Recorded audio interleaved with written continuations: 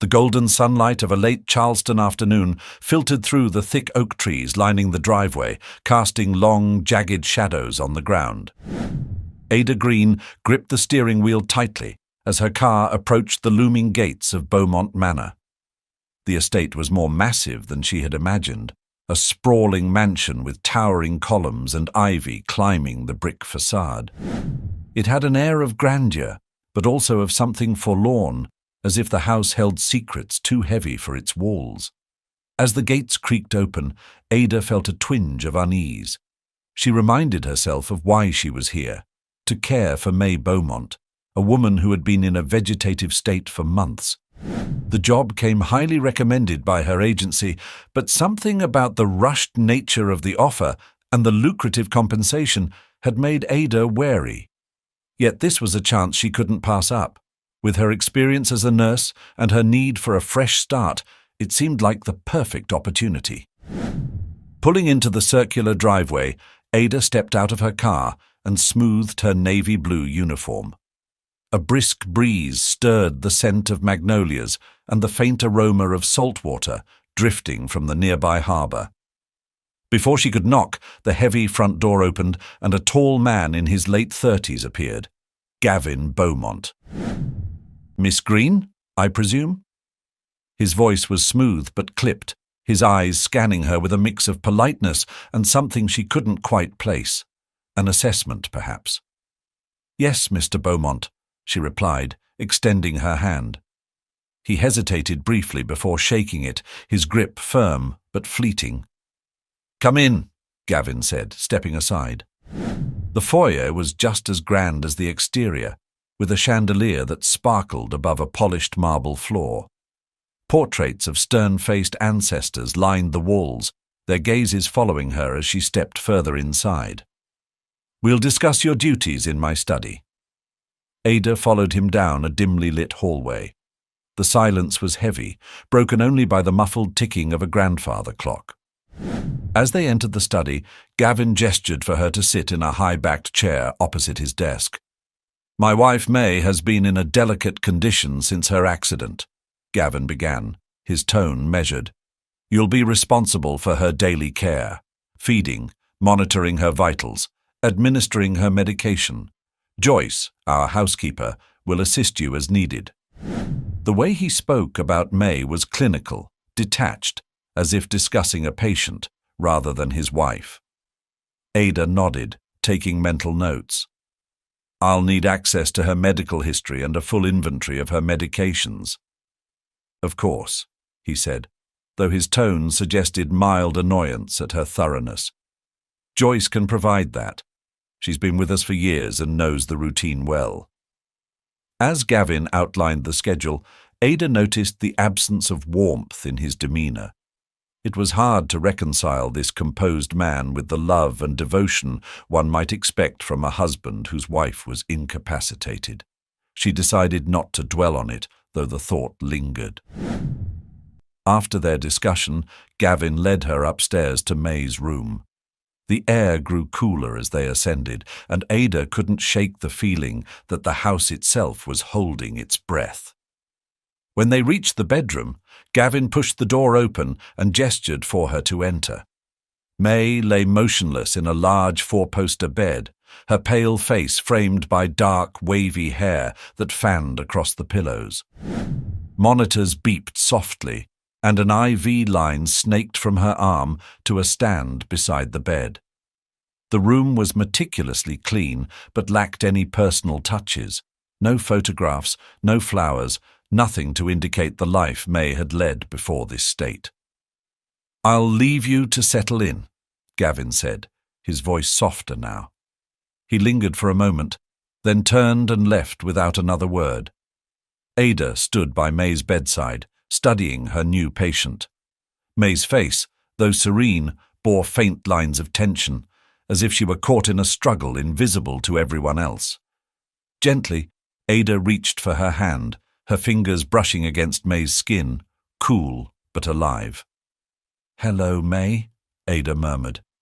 "I'm here to take care of you." May didn't stir, but Ada couldn't shake the feeling that she was being watched. It wasn't May.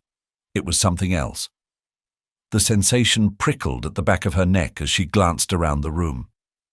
Shaking off the unease, Ada focused on familiarizing herself with the equipment and medications. As she worked, the faint creak of floorboards in the hallway caught her attention. She paused, listening, but the sound was gone as quickly as it came. With a deep breath, Ada resolved to focus on her job, though the unsettled feeling lingered like a shadow in the corners of the room. Ada spent the next hour unpacking her bag and organizing her workspace in May's room. She methodically checked the monitors, IV setup, and the medication tray on the nearby table. Everything seemed in order, but something about the meticulously arranged pills and syringes felt oddly impersonal. Too clinical, too detached, as though the caregiving had become mechanical rather than compassionate. She moved to the bedside, her eyes sweeping over May's motionless form. Ada couldn't help but wonder what kind of life this woman had lived before the accident. Who was May Beaumont? What dreams had she nurtured, and what had led her to this frozen state between life and death? Ada had cared for many patients in difficult circumstances, but something about May's situation unsettled her in ways she couldn't quite explain. Interrupting her thoughts, a light knock sounded at the door. Before Ada could answer, the door creaked open, and a woman in her late 50s entered. She had sharp, watchful eyes and carried herself with a no-nonsense demeanor. "You must be Miss Green," the woman said, her southern accent as crisp as a winter morning. "I'm Joyce Monroe, the housekeeper. Mr. Beaumont said you'd need the rundown of everything." "That's right," Ada replied, offering a polite smile. "I was just getting familiar with May's setup. I'd appreciate any details you can share about her routine." Joyce nodded curtly and stepped closer. "May's care is simple enough. She gets her meds every 6 hours, sponge baths in the morning, and her vitals are checked twice a day. She doesn't move, doesn't make a sound, so things are predictable." There was an edge to her voice, as though she resented having to explain. Ada studied Joyce carefully. The woman seemed competent, but there was a guardedness about her, a subtle tension that spoke of things unsaid. "Predictable is good," Ada said lightly, though her instincts told her there was more to this household than what met the eye. Joyce's gaze lingered on Ada for a moment before she added, "Dinner's at 7. Mr. Beaumont prefers everyone to eat together. It's just him, me, and now you. William doesn't come out much these days." "William?" Ada asked, seizing the opportunity to learn more. "May's father," Joyce said, her tone dropping slightly, as if the mere mention of his name carried weight. "He's been withdrawn since the accident. Stays in the East Wing most of the time. You'll meet him eventually, I suppose." Ada nodded, filing the information away. "Thank you for letting me know." Joyce gave a tight smile, then turned to leave. Just as she reached the door, she paused. "Oh, and one more thing. May's room?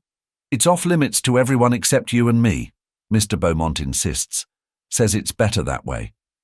The words hung in the air as Joyce left, closing the door softly behind her. Ada frowned. Why would May's room need to be so restricted?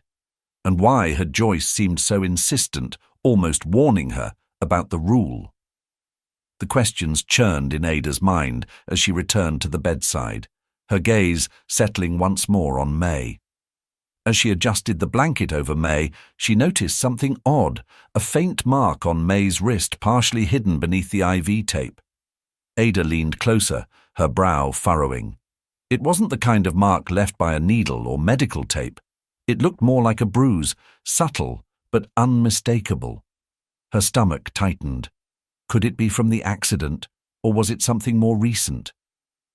Before she could examine it further, the door opened again, this time with a slow, deliberate creak. Ada straightened, expecting Joyce or perhaps Gavin, but instead a man stepped inside. He was older, with grey streaks in his hair and a face lined with grief. His eyes were sharp, though softened by years of sadness. "You must be Ada," the man said, his voice low and steady. "I'm William Whitmore." Ada extended her hand, noticing how firmly he shook it, despite his seemingly fragile appearance. "It's a pleasure to meet you, Mr. Whitmore. I've heard you're May's father." He nodded, his eyes drifting toward the bed.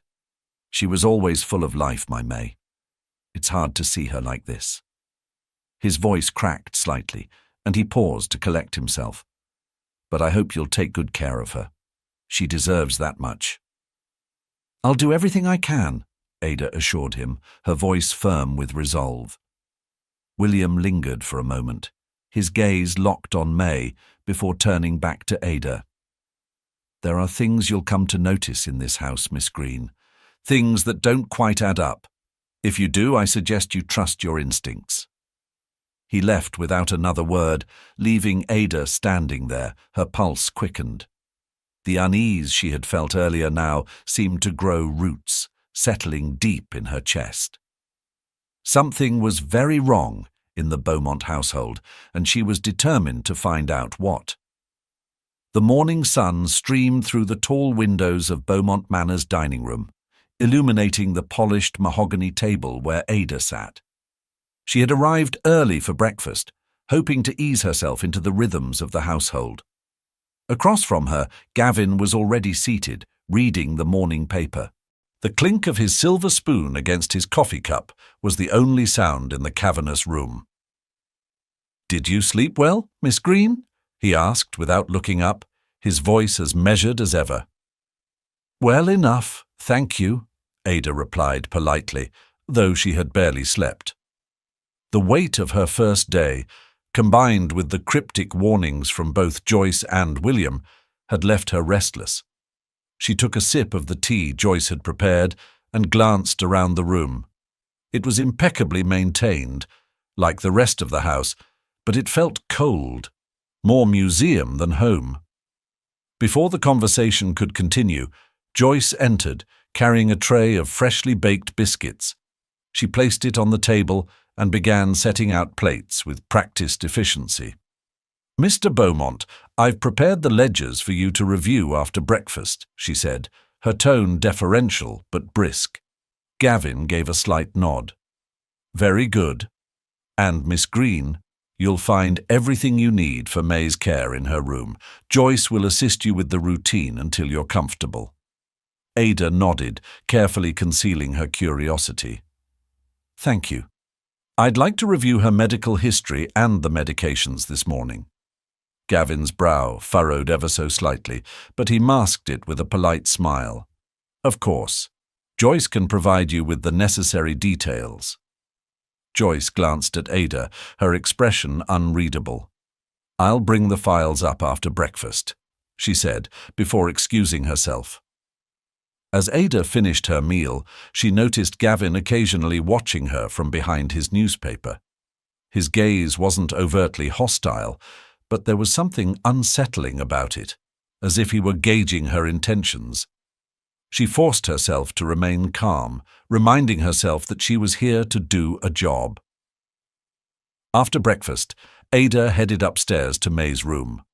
The atmosphere on the upper floor was markedly different from the rest of the house, quieter, heavier, as though the walls themselves bore the weight of the secrets they contained.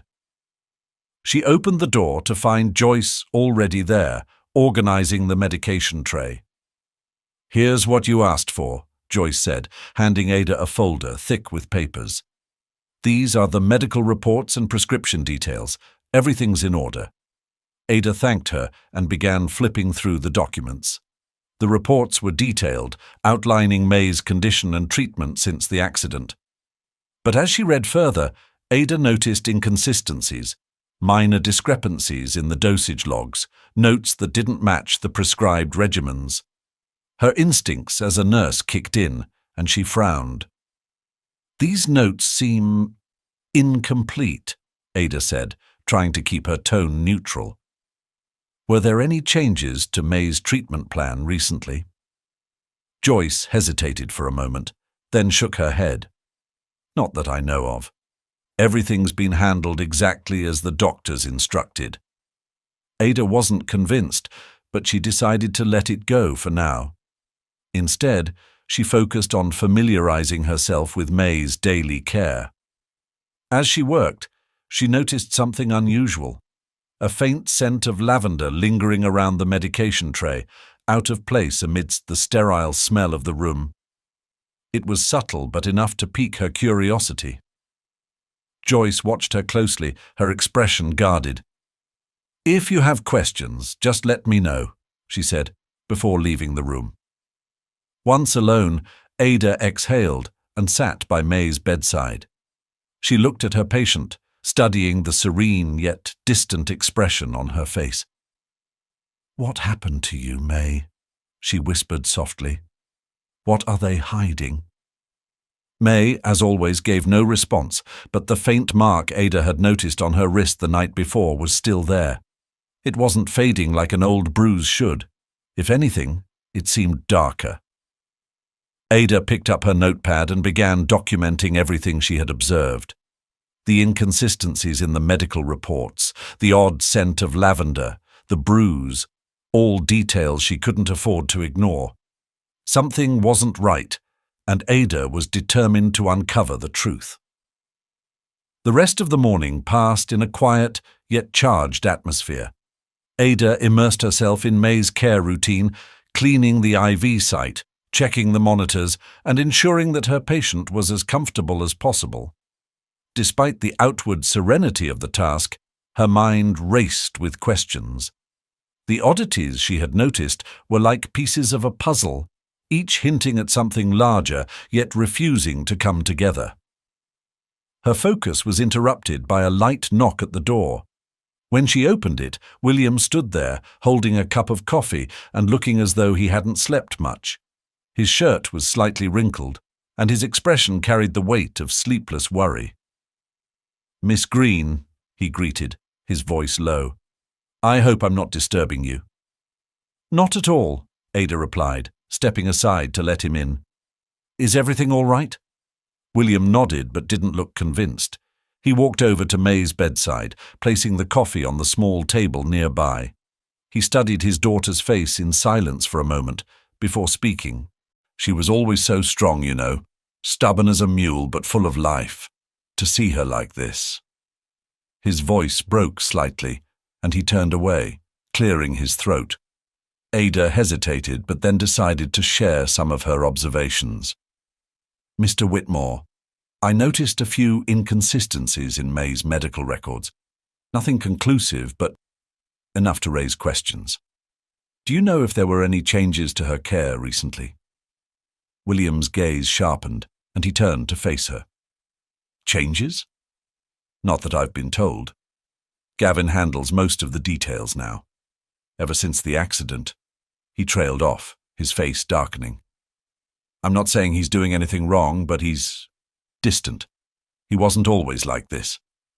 The unspoken words hung in the air. Ada could sense William's reluctance to accuse Gavin outright, but his doubt was clear. "If there's anything you think I should know, please tell me," she urged gently. "I want to do everything I can for May, but I need the full picture." William sighed deeply, running a hand through his greying hair. "You're a good woman, Miss Green. I can see that. There are things about this house, about what happened to May, that don't sit right with me. I've kept my suspicions to myself because, well, I don't have proof. But if you notice anything at all, trust your instincts." Before Ada could respond, a sharp voice cut through the air. "Father!" Ada and William both turned to see Gavin standing in the doorway, his expression unreadable, but his tone laced with irritation. "Is there a reason you're bothering Miss Green during her work hours?" William's jaw tightened, but he maintained his composure. "I was simply checking on May. I think I'm entitled to that." "Of course you are," Gavin said smoothly, stepping further into the room. "But let's not distract Miss Green from her duties, shall we?" Ada felt the tension crackling between the two men, but forced herself to stay calm. Mr. Whitmore wasn't a distraction. I appreciate his insight about May. Gavin gave her a tight smile, though it didn't reach his eyes. Insight is one thing, but we wouldn't want to overwhelm you with irrelevant details. May's care is your priority after all. His words were polite, but the undercurrent of control was unmistakable. Ada nodded, though she couldn't shake the feeling that Gavin's presence was as much about asserting dominance as it was about concern for his wife. "Very well," William said after a long pause. He patted May's hand gently before turning to leave. As he passed Gavin, he shot him a glance that was both resigned and defiant. After William was gone, Gavin lingered, watching Ada as she resumed her tasks. "My father can be emotional," he said finally. "I hope he hasn't burdened you." "Not at all," Ada replied, her tone carefully neutral. Gavin studied her for another moment before nodding. "Good. If you need anything, don't hesitate to ask Joyce or me." He left without another word, closing the door softly behind him. Ada let out a breath she hadn't realized she'd been holding. The dynamics in this household were more complicated and more charged than she had anticipated. As she turned back to May, she caught a flicker of movement in the corner of her eye. Startled, she glanced toward the window, but there was nothing there. Just the rustling of the curtains in the breeze. Shaking her head, Ada sat down by May's bedside once more. "You're the key to all of this, aren't you?" she murmured, her voice barely audible. "Whatever they're hiding, you know the truth. And I'm going to find it." May's expression remained as serene as ever, but for the briefest moment, Ada thought she saw the faintest flutter of May's eyelids. Whether it was her imagination or something more, it strengthened her resolve. Whatever lay beneath the surface of Beaumont Manor, Ada was determined to uncover it. The morning air in May's room was still and heavy as Ada began her usual routine. She carefully adjusted the IV drip and checked May's vitals, her movements precise yet gentle. The bruise on May's wrist had darkened further, and Ada made a mental note to bring it up if Gavin or Joyce questioned her later. Something about that mark gnawed at her instincts, though she couldn't yet articulate why. As she worked, Ada couldn't shake the feeling that May's presence wasn't as dormant as it seemed. There was a subtle shift in the room, a quiet energy that made her glance at her patient more often than usual. Was it possible May could hear her, even if she couldn't respond? The thought sent a chill down Ada's spine, but also strengthened her determination. After completing the physical care tasks, Ada decided to test a theory. She pulled a small flashlight from her pocket and gently opened May's eyelids one at a time, shining the light to observe any reaction. The pupils constricted faintly, a normal response. But what caught Ada off guard was the subtle twitch at the corner of May's mouth. It was brief, almost imperceptible, but it was there. "May?" Ada whispered softly, crouching closer. "If you can hear me, try to move your fingers." For a long moment, nothing happened. Ada held her breath, her pulse quickening. Then, with the faintest of movements, May's fingers twitched against the bedsheet. Ada's heart leapt, a mix of relief and shock coursing through her. This wasn't involuntary, this was communication. She crouched down to May's level, her voice steady but filled with urgency. "May, I'm here to help you. I need to know if you're aware of what's happening around you. If you understand, twitch your fingers again." Another pause, then a second twitch. Ada almost couldn't believe it. Months of supposed vegetative state, and here May was, locked inside her own body, but aware. Ada grabbed her notepad and quickly scribbled down the details of what she had observed, her mind racing. If May was conscious, this changed everything. Her treatment plan, her prognosis, the way the household interacted with her, none of it could remain the same. But even as hope surged within Ada, so did a heavy sense of dread. If Gavin and Joyce had been keeping May in this state deliberately, they wouldn't welcome this discovery. The creak of floorboards outside the room made Ada freeze. She turned her head sharply toward the door, her heart pounding. The sound stopped, and after a tense moment she heard footsteps retreating down the hall. Someone had been there, listening.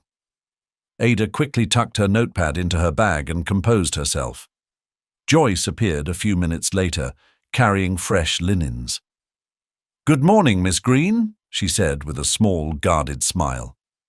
Her tone was polite, but Ada couldn't help but notice the way Joyce's eyes lingered on her, sharp and calculating. "Morning," Ada replied, keeping her expression neutral. She moved away from the bed to allow Joyce room to change the sheets. As Joyce worked, Ada felt the weight of silence between them.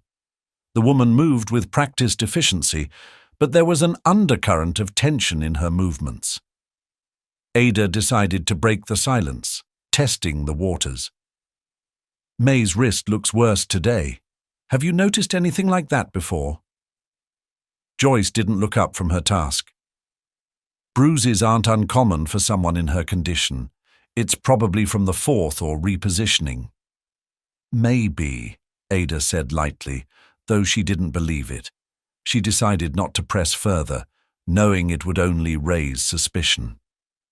When Joyce finished, she folded the soiled linens neatly and gave Ada a thin smile. "If you need anything, you know where to find me." Ada nodded, watching as Joyce left the room. Once alone again, she exhaled deeply. The discovery of May's awareness had changed everything, but it also added a new layer of danger. Whoever had been outside the door earlier had likely overheard her, and she couldn't be sure what they would do with that information. Ada returned to May's side, her voice low but resolute. "Don't worry, May. We'll figure this out." I promise. The rest of the morning passed in a blur as Ada tried to focus on May's care while grappling with the weight of her discovery.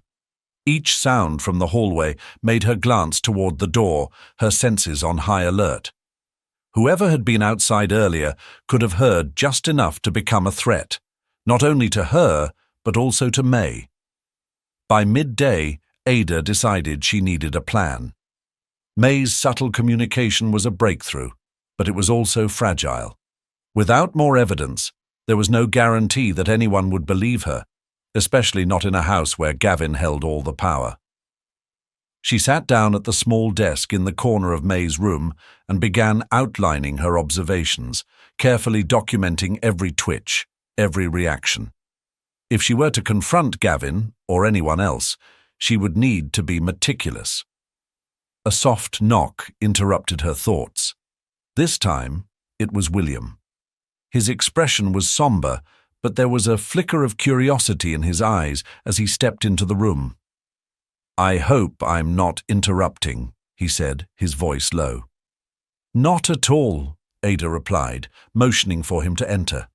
She had grown to appreciate his calm demeanor, a stark contrast to Gavin's calculating presence. "I was just going over some notes." William's gaze shifted to May, and his shoulders sagged slightly. He pulled up a chair beside the bed, reaching for his daughter's hand. "Any changes?" he asked, his tone laced with both hope and hesitation. Ada hesitated. Trusting William felt instinctively right, but her discovery about May's awareness was too delicate to share outright. "She's stable," Ada said carefully. "But I've noticed some things that could indicate improvement. It's too early to say for sure." William looked at her sharply, his eyes narrowing slightly. "You're a terrible liar, Miss Green." The statement caught Ada off guard, and she felt a flush rise to her cheeks. "I'm just trying to be thorough," she said, deflecting. William leaned closer, lowering his voice. "If you've seen something, anything, you need to tell me. I don't trust what Gavin and Joyce are doing in this house. I can't prove it, but I've had my doubts for a long time." The intensity in his voice broke through Ada's guardedness. She glanced toward the door, ensuring it was closed, then turned back to William. "I think May might be aware," she said, her words barely above a whisper. "I've seen her respond, small movements, but deliberate." William's eyes widened, and his hand tightened around May's. "You're sure?" "I wouldn't say it if I wasn't," Ada replied firmly. "But I don't think it's safe for this to get out. Not yet. If they've been keeping her in this state on purpose." Her voice trailed off, the weight of her implications settling between them. William's jaw clenched, and he nodded slowly. "You're right. We need to be careful." He paused, his expression darkening. Joyce has always been loyal to Gavin, but lately she's been different, almost nervous. If May's waking up, it could be enough to unravel whatever they've been hiding. Ada's mind raced as she processed his words. "We need more evidence, something concrete that proves what they've been doing." William's brow furrowed in thought. "Gavin keeps most of his personal documents in the study. It's locked, but I know where he keeps the key. If there's anything incriminating, it'll be there." Ada nodded, a plan beginning to take shape. "I'll keep working with May to document her progress. If we can show she's recovering, it'll give us leverage." "You're taking a risk by staying here," William said, his voice heavy with concern, "but I'll do whatever I can to help you." Their conversation was cut short by the sound of footsteps approaching the door. Both Ada and William stiffened as the knob turned and Gavin stepped inside. His eyes flicked between them, his expression unreadable. "Am I interrupting something?" "Just visiting May," William said smoothly, though Ada noticed the slight tension in his voice. "Miss Green was updating me on her care." Gavin's gaze lingered on Ada, a flicker of suspicion crossing his face before he spoke. "I'm sure Miss Green has plenty to keep her occupied. Father, perhaps you'd like to join me in the study. I have some financial matters I'd like to discuss." William hesitated, but eventually stood, patting May's hand one last time. "Of course," he said, his voice neutral. He gave Ada a brief, reassuring glance before following Gavin out of the room. As the door closed behind them, Ada let out a shaky breath. She returned to May's bedside, her mind churning with possibilities. The alliance she had formed with William felt like a step forward, but Gavin's growing suspicion cast a shadow over their progress. Kneeling beside May, Ada spoke softly. "I need you to keep fighting, May. Whatever they've done, we're going to find the truth." I promise May remained still, but the faintest twitch of her fingers gave Ada the strength to carry on. Ada sat alone in the dimly lit room, the weight of the conversation with William still pressing heavily on her. The plan they had discussed was risky, but the stakes were too high to ignore. May's faint signs of consciousness had opened a door to the truth, but it was only a crack.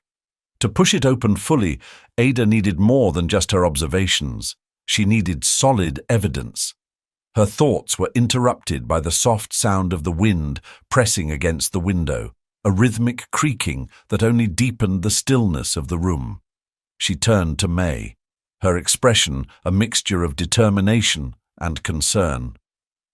"We're getting closer," she murmured, brushing a stray lock of hair from May's face. "I just need you to hang in there."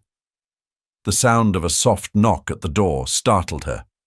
Ada quickly composed herself as Joyce entered, carrying a tray with a glass of water and a small dish of pills. "Medication time," Joyce said with a practiced smile, her tone casual but her eyes sharp. Ada watched closely as Joyce approached the bedside. Every movement the housekeeper made seemed deliberate, calculated. Joyce placed the tray on the table and turned to adjust May's blankets. "She looks peaceful today," Joyce commented, her voice carrying an almost detached air. "She does," Ada replied, keeping her tone neutral. As Joyce worked, Ada's gaze flickered to the pills on the tray. One of the capsules caught her attention, a slightly different color than the others. Her training as a nurse made her immediately suspicious. Could it be a mistake? Or was it something more sinister? "Have there been any changes to her medication recently?" Ada asked, her voice steady. Joyce paused for just a fraction of a second before responding. "Not that I'm aware of. Everything's been as prescribed by doctor." Ada nodded but said nothing further, carefully filing away the interaction in her mind. When Joyce left the room, Ada quickly examined the pills on the tray. The capsule, she had noticed, was indeed different, a faint lavender hue that seemed out of place among the standard medications. She jotted down a quick note in her journal and decided to test it later, ensuring she had more information before raising any alarms. As the day wore on, Ada's unease deepened. Every interaction with Joyce and Gavin seemed to carry an underlying tension, as though they were waiting for her to make a misstep. But if they suspected her growing knowledge, they hadn't acted on it. Yet. By mid-afternoon, Ada decided to investigate further. The inconsistencies in May's medical history still gnawed at her, and she was determined to find answers. She waited until the house had grown quieter, the distant echo of footsteps fading into the background. With a deep breath, she slipped out of May's room and made her way down the hallway toward the library, where she remembered seeing a locked cabinet on her first day. The library was dark, its heavy curtains drawn tightly shut. Ada hesitated for a moment, listening for any signs of movement before stepping inside. The faint scent of old paper and leather-bound books filled the air as she approached the cabinet. She crouched down, inspecting the lock. It was simple, and Ada's hands moved swiftly to pick it using a small hairpin she had brought with her for this purpose. The lock clicked open, and Ada eased the cabinet door ajar. Inside, a collection of neatly labeled files and notebooks lined the shelves. Her eyes scanned the labels quickly. Financials, medical records, estate planning. Her heart raced as she reached for the folder marked May and pulled it free. Flipping through the documents, Ada's breath caught. The pages contained more inconsistencies, treatment orders that didn't match the notes she had reviewed earlier, and signatures that appeared to be forged. Her hands trembled slightly as she read, her worst fears slowly taking shape. Whatever had happened to May, it wasn't an accident. The sound of footsteps approaching the library froze her in place. Panic surged through her veins as she quickly replaced the folder, closed the cabinet, and locked it. She turned to the nearest bookshelf, grabbing a random book and pretending to read just as the door creaked open. It was Gavin. His eyes narrowed as they landed on her. "Miss Green?" he said smoothly, though his voice carried an edge. "What are you doing in here?" Thinking quickly, Ada held up the book. "I wanted to find something to read during my breaks. May's room can feel heavy at times." Gavin's lips curved into a thin smile. "Of course, but next time let Joyce or me know. We don't want you getting lost in this old house." Ada nodded, her pulse pounding in her ears. Gavin lingered for a moment longer before stepping back and closing the door behind him. As soon as she was alone, Ada exhaled shakily, clutching the book tightly in her hands. She had taken a risk and nearly been caught. But the folder she had found confirmed one thing. There was a carefully constructed lie surrounding May's condition, and she was beginning to unravel it. Ada returned to May's room, her mind racing with the revelations from the cabinet. The forged signatures, the altered treatment plans, each piece of evidence pointed to deliberate manipulation of May's condition. Sitting by the bedside, Ada stared at May's serene, motionless face, a sharp contrast to the storm of questions swirling in her mind. She leaned in close, her voice low. "May, I don't know how yet, but I'm going to find a way to fix this. They won't keep you like this forever." As if in response, May's fingers twitched ever so slightly. It was a small movement, but to Ada it felt like an acknowledgement. Taking this as a sign, she decided to accelerate her efforts. She would need to test the pills, document more signs of May's awareness, and, most importantly, find out what Gavin and Joyce were hiding. That evening, during dinner, the tension at the table was palpable. Ada sat opposite Gavin, who seemed unusually composed, his every gesture deliberate. Joyce served the meal with her usual efficiency, but Ada noticed the brief glances she exchanged with Gavin. The unspoken communication between the two was becoming harder to ignore. "Miss Green," Gavin began, breaking the silence, "how are you finding the work so far? I trust everything is to your satisfaction?" "It's going well," Ada replied carefully. "May is stable, and I'm becoming familiar with her routine." "Good," Gavin said, his tone measured. "Her care is paramount to us. I'm sure you understand." "I do," Ada said, forcing a polite smile. Beneath the surface, she bristled at his words. The contrast between his apparent concern and the forged documents she had seen earlier was glaring. She decided to test the waters. "Though I did notice some inconsistencies in her records, I'll need to review them further to ensure everything is aligned with her care needs." For a fraction of a second, Gavin's expression faltered. It was almost imperceptible, but Ada caught the flicker of annoyance in his eyes before he composed himself. "I'm sure everything is in order. Joyce handles most of the paperwork and she's very thorough." Joyce, standing by the sideboard, stiffened slightly at the mention of her name. "Of course," she said quickly. "If you need anything clarified, just let me know." Ada nodded, letting the conversation drop. She couldn't afford to tip her hand too early, but the reaction from both Gavin and Joyce confirmed her suspicions. They were hiding something, and they were growing wary of her presence. Later that night, after the house had gone quiet, Ada slipped out of her room and returned to May's bedside. She had prepared a small flashlight and a notebook, determined to document any signs of May's awareness. She spoke softly as she worked, testing simple commands and recording May's responses. "May, if you can hear me, move your fingers twice," Ada whispered. A long pause, then 2 faint twitches. Ada's breath caught as she jotted it down. "Good. Now, if you feel safe, move them once." This time, there was no movement. Ada frowned, her mind racing. Was May trying to tell her she felt unsafe? The implications sent a chill through her. As Ada continued her tests, a soft creak came from the hallway. She froze, her hand stilling over her notebook. The sound was faint but distinct, the unmistakable shuffle of footsteps outside the door. Someone was there, listening. Ada quickly dimmed the flashlight and moved to the door, pressing her ear against the wood. The footsteps retreated, growing fainter until they disappeared entirely. Her heart pounded in her chest as she returned to the bedside, her resolve hardening. "We're not alone in this, May," she whispered. "But I won't let them win. I promise." As the night deepened, Ada couldn't shake the feeling that time was running out. The walls of Beaumont Manor seemed to close in tighter with every passing hour, and the shadows grew darker. Yet amidst the danger there was one certainty.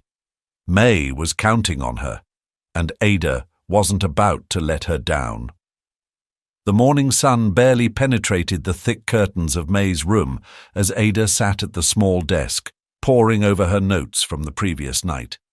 Every observation, every twitch of May's fingers was meticulously documented. Ada knew she was assembling pieces of a much larger puzzle, but the picture they formed was still incomplete.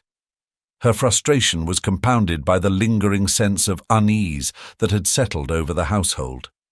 A sharp knock on the door jolted her from her thoughts. She turned to see William stepping inside, his expression tense but determined. "Miss Green," he began in a low voice, glancing over his shoulder to ensure no one was listening. We need to talk. Ada motioned for him to close the door and stepped away from the desk. What is it? She asked, her tone mirroring his urgency. I did some digging last night, William said, lowering his voice further. Gavin's study. There's more in there than just financial records. He's keeping something hidden, something about May's condition. I couldn't get to it, but I know it's there. Ada's mind raced as she processed his words. The study had already been a point of suspicion, and this only confirmed her fears. Do you know where he keeps the key? She asked. William hesitated, then nodded. In the drawer of his desk. He keeps it locked, but I know the combination. The problem is getting in there without him or Joyce noticing. Ada considered their options. Breaking into Gavin's study was a risky move, but if it held the answers they needed, it was a risk worth taking. When's the best time to try? She asked. Late evening, William replied. Gavin spends most of his nights in the drawing room, and Joyce is usually occupied with the household accounts. It's the only time the study is empty. Then we'll do it tonight, Ada said, her voice firm. I'll handle it. William's brow furrowed. Are you sure? It's dangerous. I don't have a choice, Ada said, glancing toward May's bed. May doesn't have time for us to play it safe. William nodded, his jaw tightening. I'll cover for you if anyone asks where you are. As the plan solidified, Ada's resolve only grew. She spent the rest of the day preparing, rehearsing the steps in her mind, and double-checking her notes.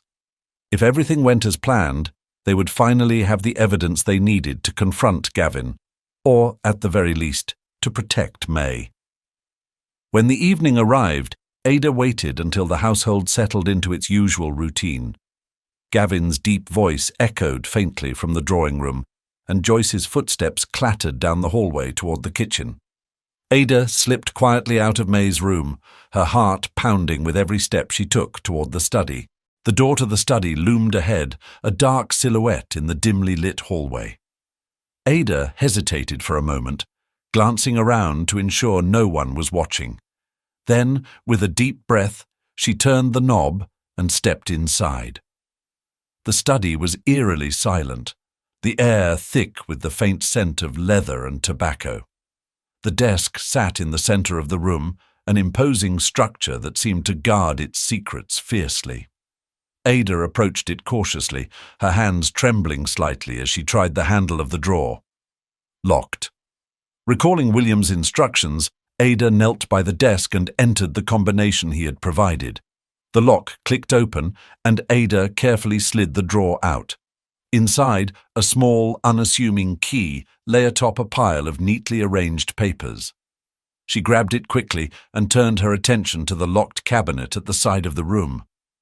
The sound of footsteps in the hallway made her freeze. Ada's heart raced as she waited, every nerve in her body on edge. The footsteps paused outside the door before continuing down the hall. Letting out a shaky breath, Ada turned the key in the cabinet lock and opened it. Inside, rows of folders and notebooks filled the shelves, their labels ominously vague. May, incident, medical expenses, and treatment protocols. Ada reached for the folder marked May Incident and opened it, her breath catching at the sight of the first page. The document was a police report detailing May's accident, but something about it was off. The details were vague, and several sections had been redacted. As Ada scanned further, she found photos, grainy, black and white images of the crash site. But what stood out most was a handwritten note scrawled across one of the pages. Maintain control at all costs. Ada's blood ran cold. Whatever had happened to May wasn't just an accident, it was part of a calculated plan. Ada flipped through the folder with increasing urgency, her mind racing to piece together the implications of what she was seeing. Beyond the cryptic note, there were additional documents, emails and financial records that pointed to a disturbing conclusion. One transaction in particular caught her attention, a substantial payment made to a private physician shortly after May's accident. The recipient's name, Dr. Harris, matched the doctor listed on May's medical records. The timing and amount suggested that the arrangement wasn't entirely legitimate. Her hands trembling, Ada carefully tucked the documents back into the folder. She needed time to review everything more thoroughly, but staying in the study for too long was too dangerous. She slid the folder into her bag, making sure it was well concealed, and quietly closed the cabinet. As she turned to leave, her heart skipped a beat. She had left the drawer of Gavin's desk slightly ajar. Rushing to fix the oversight, she pushed the drawer back into place, making sure the lock clicked shut. She stepped away from the desk and surveyed the room one last time, ensuring everything looked as it had before. Satisfied, she slipped out of the study and into the dark hallway, her footsteps as light as possible. As she made her way back to May's room, Ada couldn't shake the feeling that someone was watching her. The shadows seemed deeper, the silence heavier. She resisted the urge to look over her shoulder, knowing that giving in to fear would only make her more vulnerable. Still, her grip on the strap of her bag tightened, her thoughts consumed by the damning evidence now in her possession. When she finally reached May's room, she closed the door behind her and leaned against it, taking a moment to catch her breath. The weight of what she had found pressed down on her, a mixture of relief and dread. She moved to the bedside and glanced at May, her serene expression unchanged. "We're getting closer," Ada whispered, her voice trembling with a mix of determination and fear. "They can't hide this forever." Sitting at the small desk, she pulled out the folder and began examining its contents in greater detail. The redacted police report, the payment to Dr. Harris, the handwritten note, they all pointed to a carefully orchestrated scheme. But the most shocking revelation was buried near the bottom of the folder, a witness statement from someone who had been at the scene of the accident. The statement was brief but damning. The witness claimed to have seen another car near the crash site, one that left the scene before authorities arrived. The description of the vehicle matched one of Gavin's cars, a fact Ada confirmed by glancing at a photograph on the mantel of the study earlier that evening. It was no coincidence. Her breath quickened as the implications sank in. Gavin hadn't just been complicit in keeping May in a vegetative state. He may have been directly involved in causing her condition in the first place. Ada's thoughts were interrupted by a soft sound behind her. She turned sharply, her heart pounding, but it was only the faint rustle of May's blankets as the evening breeze filtered through the slightly open window. Still, the moment served as a reminder of how precarious her position had become. She knew she couldn't confront Gavin yet. Without a solid plan and more allies, it would be her word against his, and he had both power and influence on his side.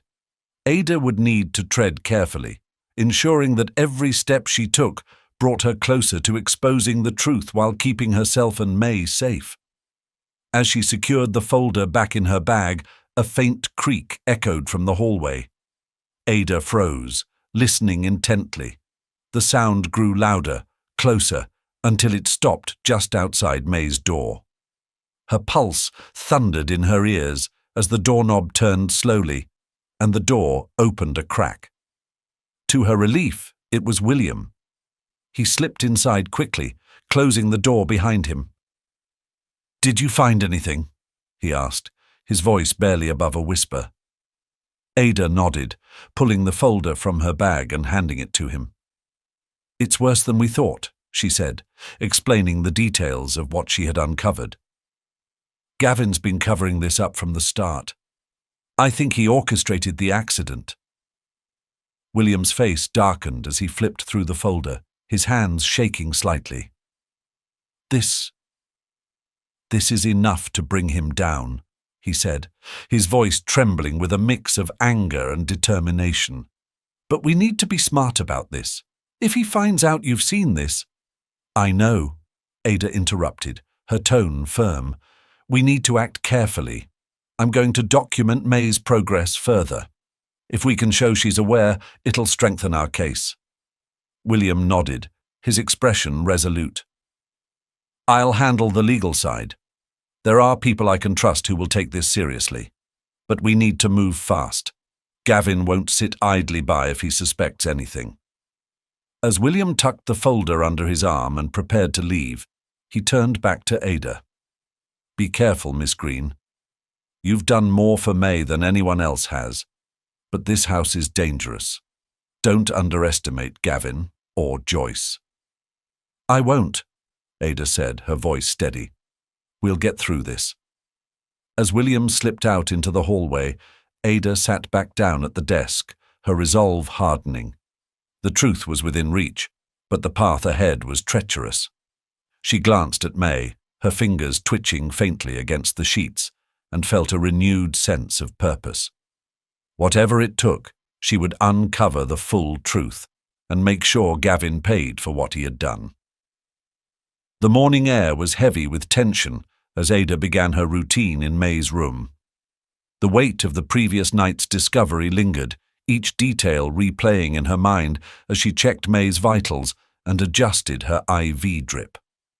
The knowledge that Gavin was likely responsible for May's condition made every interaction with him more fraught, every passing moment more precarious. As Ada leaned over May, she whispered softly, I don't know how long we can keep this up, but we're closer to the truth now. You're stronger than they think, and we'll prove it. May's fingers twitched slightly, and Ada's heart lifted at the response. It was a small gesture, but it reminded her that May was still fighting, even in her silence. She returned to her notepad, carefully documenting every observation. If there was any hope of securing May's freedom, they would need undeniable proof of her awareness and the manipulation surrounding her care. Midway through her notes, a soft knock interrupted her focus. Ada turned to see Joyce stepping into the room, her face betraying no emotion. She carried a tray with May's morning medication, placing it on the bedside table with a practiced motion. "How's May this morning?"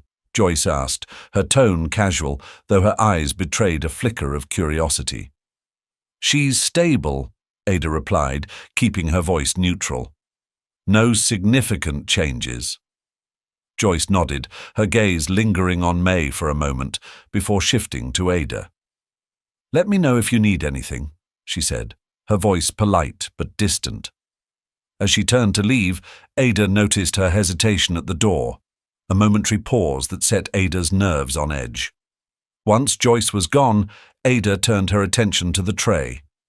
Her suspicions about the lavender-colored capsule from the day before hadn't waned. Carefully, she removed it and placed it in a small, resealable bag she had prepared, determined to have it tested later. She substituted the capsule with an identical placebo she had brought from her own supplies, ensuring that May's condition wouldn't be affected. The subtle swap complete, Ada sat back down and resumed her notes. She knew she couldn't afford to make a mistake. Any slip-up could draw suspicion and jeopardize everything. As she wrote, her thoughts turned to Gavin and his tightening grip on the household. He seemed to sense that something was shifting, his presence becoming more oppressive with each passing day. Ada felt it every time he appeared, a weight in the air, a constant reminder of the danger they were in. Her resolve only deepened. Whatever Gavin was hiding, she was determined to expose it. But she couldn't do it alone. Ada's thoughts turned to William, the only ally she had in the house. She needed to update him on her progress and coordinate their next steps, but doing so without arousing suspicion would require careful timing. As the day wore on, the tension in the house seemed to thicken. Ada caught fleeting glances from Joyce in the hallways, each one filled with unspoken questions. Even Gavin's polite facade seemed thinner, as though he were watching her more closely, searching for cracks in her composure. Despite the growing pressure, Ada refused to falter. She returned to May's bedside, her voice soft but firm. "We're going to get through this, May. I just need you to keep fighting. Cam on ban jan hak. Toi hiun ham. Chung ta se tiep tuch trien kai pan hai, qua chung sao trong outline siba. Jai la joan tiep noi mot kach lien mak." Ada's hands trembled slightly as she tucked the folder back into her bag. The enormity of what she had uncovered threatened to overwhelm her, but she pushed the emotions aside. There was no room for hesitation now. She had to act, and she had to act quickly. May's faint signs of awareness weren't just a breakthrough, they were a lifeline, both for May and for exposing Gavin's dark secrets. The faint creak of footsteps outside May's door startled her, and she froze. The sound stopped, and for a moment the silence was deafening. Then, with a slow and deliberate turn, the doorknob moved. Ada's pulse thundered in her ears as the door opened. It was Joyce. She stepped inside, her expression neutral, but her eyes sharp as they flicked between Ada and May. "Still working late, Miss Green?" she asked, her voice carrying a note of polite suspicion.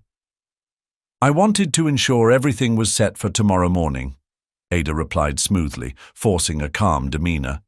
"May's condition requires constant vigilance." Joyce stepped closer, her gaze lingering on May for a moment before shifting back to Ada. "You're very dedicated," she said, her tone flat. "Not everyone would take such an interest." Ada resisted the urge to react, keeping her expression neutral. "I've always believed in going above and beyond for my patients." Joyce's lips curled into a faint smile, though it didn't reach her eyes. "That's admirable. Just be careful not to wear yourself out. This house can be draining." The weight of her words hung in the air, and Ada knew there was more to them than mere concern. Before she could respond, Joyce turned and walked to the bedside, adjusting May's blanket with practiced ease. "She's lucky to have you," Joyce said, her voice softer now. "Not everyone would care so much." Ada's stomach tightened. The shift in Joyce's tone felt calculated, like a predator circling its prey. "Thank you," she said quietly, watching Joyce's every move. After a moment, Joyce straightened and stepped back. "I'll leave you to it," she said, her sharp gaze meeting Ada's one last time before she turned and left the room. The tension in the air lingered long after Joyce was gone. Ada exhaled slowly, her grip on the edge of the desk tightening. Joyce was clearly watching her, and Ada couldn't afford to let her guard down. Turning back to May, Ada knelt by the bedside and whispered, "We're running out of time, but I won't let them stop us." May's fingers twitched faintly, a silent acknowledgement that spurred Ada's resolve. Gathering her notes and the evidence she had collected, Ada prepared for the next step. Whatever danger lay ahead, she was ready to face it, for May's sake and for the truth. The house was unusually quiet that evening, the kind of silence that seemed to amplify every creak of the floorboards and whisper of the wind outside. Ada moved carefully, her every step deliberate as she made her way back to the study. The key she had retrieved earlier hung heavy in her pocket, a reminder of the risk she was about to take. She paused at the door to the study, pressing her ear against the wood to listen for any sounds inside. Nothing. Slowly she turned the knob and stepped into the dark room, closing the door softly behind her. The air smelled faintly of leather and tobacco, and the only light came from the moon filtering through the half-drawn curtains. Ada quickly crossed to the cabinet, pulling the key from her pocket. Her hands shook slightly as she turned the lock and opened the door. Inside, rows of files and notebooks lined the shelves, meticulously labeled in Gavin's neat handwriting. Her eyes immediately fell on a folder labeled May Incident Reports. Pulling the folder free, she flipped it open and began scanning the documents. The first few pages were police reports, but as she delved deeper, the nature of the contents changed. She found detailed logs of May's medications, discrepancies in the treatment orders, and notes about specific drug interactions, most of which seemed designed to keep May in a near comatose state. One note, scrawled in the margins of a page, caught her attention. Ensure compliance. Full recovery would be problematic. Ada's stomach churned as the pieces began falling into place. The medications weren't meant to help May.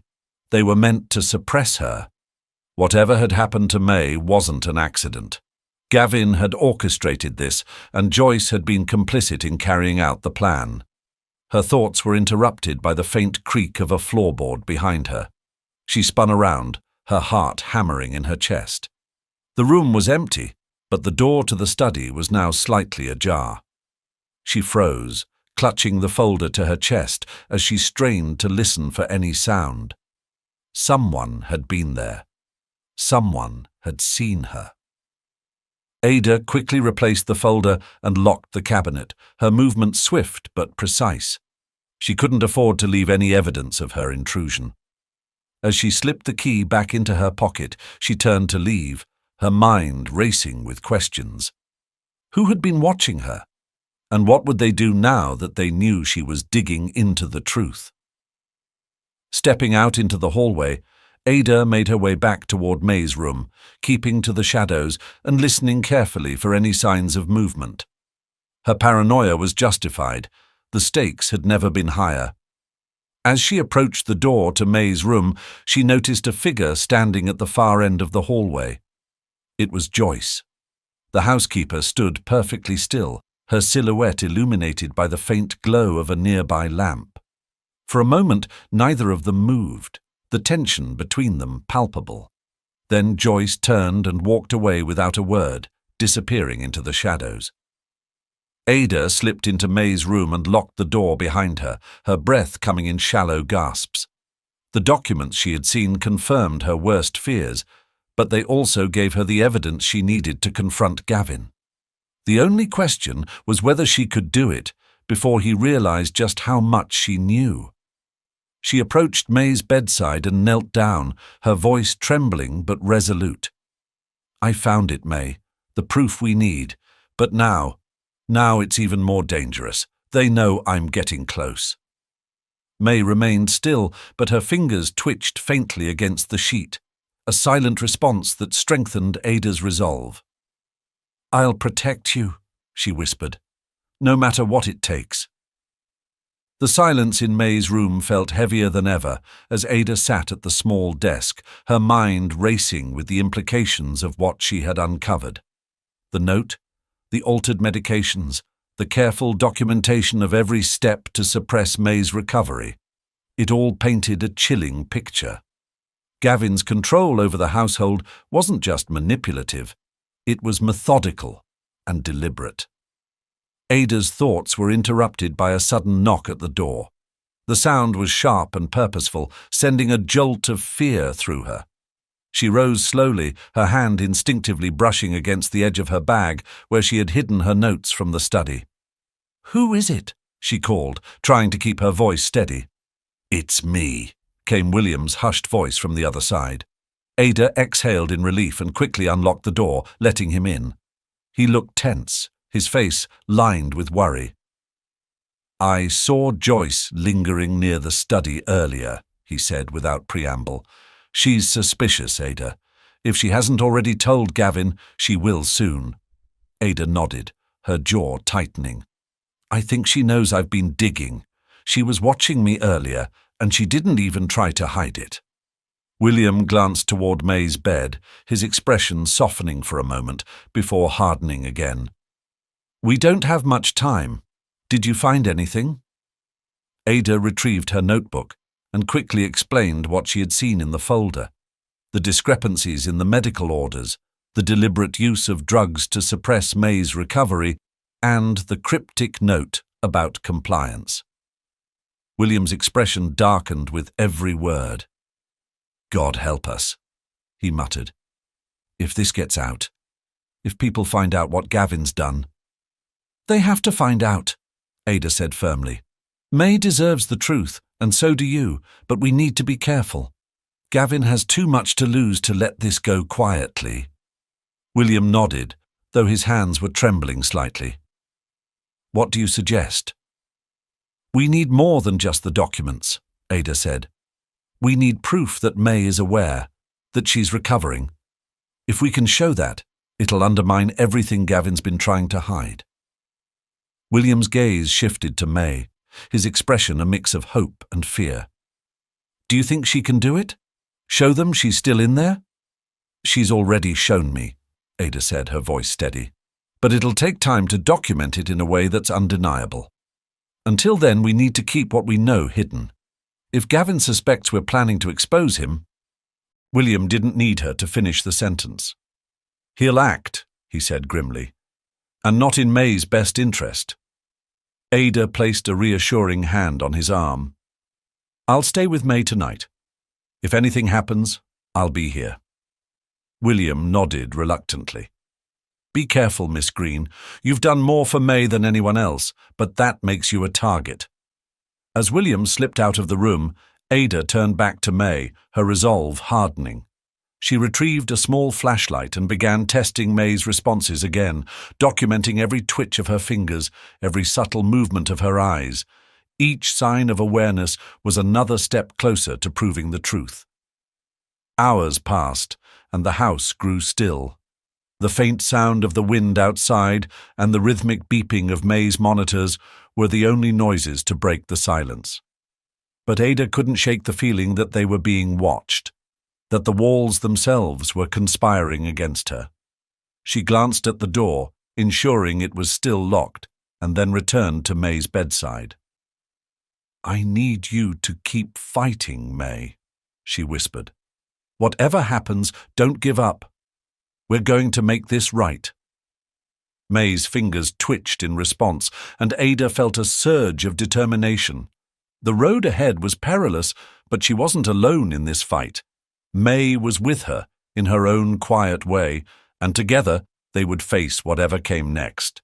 The air in May's room felt heavy as Ada sat by her bedside, the faint glow of a desk lamp illuminating the quiet space. The house was silent, but Ada couldn't shake the feeling that something was brewing beneath the surface, an invisible tension that seemed to tighten with each passing hour. She watched May closely, her gaze fixed on the faint movements of her patient's fingers. Every response May gave felt like a small victory, a reminder that she was still there, fighting to be heard. But Ada knew it wasn't enough. May's subtle movements needed to be undeniable proof, something that couldn't be dismissed or explained away. May, Ada whispered softly, leaning closer, I need you to help me. If you can hear me, I want you to try something new. Can you move your fingers twice for yes? A long pause followed, and for a moment Ada thought she might be asking too much. Then, slowly, May's fingers twitched twice against the blanket. Ada's heart leapt, and she quickly jotted the response down in her notebook. This was progress, but it needed to be more definitive. She hesitated before trying again. May, if you feel safe right now, move your fingers once. This time, there was no movement. The lack of response sent a chill through Ada. Did May feel unsafe, or was she simply unable to respond in the moment? Ada bit her lip, unsure whether to press further, but her instincts told her to stop. Forcing May could set her back, and Ada couldn't risk that. Ada closed her notebook and sat back, rubbing her temples as the weight of the situation pressed down on her. She had spent the past few days piecing together the truth about what had happened to May, but the closer she got, the more dangerous it became. Joyce's growing suspicion and Gavin's ever-watchful presence made every step feel like walking a tightrope. A knock at the door made her freeze. She stood, her pulse quickening, and approached cautiously. "Who is it?" she asked. "It's me," came a soft voice. "William." Ada unlocked the door and let him in, relief washing over her as he stepped inside. He carried a folder under his arm and wore an expression that was equal parts determination and anxiety. "I found something," he said, his voice low. "In Gavin's office. He's been moving assets around, transferring money to offshore accounts." Ada's brow furrowed as she processed the information. "What does that have to do with May?" "Everything," William said, setting the folder on the desk and opening it. Inside were bank statements and legal documents, all pointing to a larger scheme. If May recovers, she regains control of the estate. Gavin stands to lose everything if that happens. That's why he's keeping her like this, so he can bleed the estate dry without anyone stopping him. Ada's stomach turned as the pieces began falling into place. Gavin's manipulation of May's condition wasn't just about control, it was about greed. "He's trying to make sure she never gets the chance to fight back," she said, her voice barely above a whisper. William nodded grimly. "Exactly. And if he finds out you know this—" He didn't finish the thought, but the implication was clear. Gavin wouldn't hesitate to eliminate any threat to his plans. Ada's mind raced as she considered their options. They had the documents, May's signs of awareness, and her growing recovery. But it still felt fragile, like a house of cards waiting to collapse at the slightest provocation. They needed something more, something that would force Gavin's hand and protect May once and for all. "We have to act fast," Ada said, her voice firm. "But we need to be smart. If we make a move before we're ready, Gavin will destroy any chance we have." William hesitated, his eyes flickering to May. "What do you need from me?" "For now, keep these documents safe," Ada said, gesturing to the folder. "I'll keep working with May to document her progress. If we can show she's aware, it'll make everything else undeniable." William nodded, though his expression remained troubled. "Be careful, Ada. Gavin's dangerous. You're risking everything by staying here." Ada met his gaze, her resolve unshaken. "I know, but May's worth it." The night deepened, and the mansion seemed to grow darker with it. After William left, Ada locked the door and returned to her desk, her mind racing with thoughts of what their next move should be. The documents William had uncovered were damning, but they wouldn't mean anything if Gavin discovered their plans before they were ready to expose him. She glanced at May, her expression softening. The faint rise and fall of her chest, the small movements of her fingers, everything about May screamed of someone fighting to come back to life. And Gavin was doing everything in his power to stop her.